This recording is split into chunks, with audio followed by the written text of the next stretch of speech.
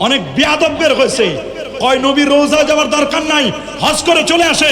নবীর মদিনায় যেতে চায় না, আসে না একদম।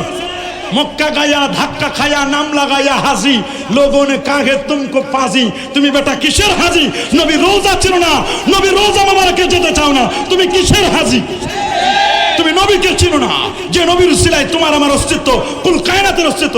নবী না হলে কিছুই হতো না। প্রমাণ মুস্তাদরাক আলা সাইয়ান 4446 নম্বর হাদিস, আন উমর ইবনে খাত্তাব রাদিয়াল্লাহু তাআলা আনহু আন্নাহু قال قال رسول الله صلى الله عليه وسلم لما اقترف آدم الخطيئة قال يا ربي أسألك بحق محمد صلى الله عليه وسلم لما غفرت لي قال الله تبارك وتعالى كيف عرفت محمدا ولا مخلوقه قال لما خلقتني بيدك ونفخت في من روحك رفعت رأسي فرأيت على قوائم العرش مكتوبا لا إله إلا الله محمد رسول الله صلى الله عليه وسلم فعلمت أنك لم تضف إلى اسمك إلا حب الخلق إليك قال صدقت يا آدم لولا محمد ما خلقتك وفي رواية أخرى ما خلقت السماوات والأرض ولا العرش ولا اللوح ولا القلم। আমি যদি আমার দোস্তরের সৃষ্টি না করতাম, কুল কায়নাতের কিচ্ছু বানাতাম না।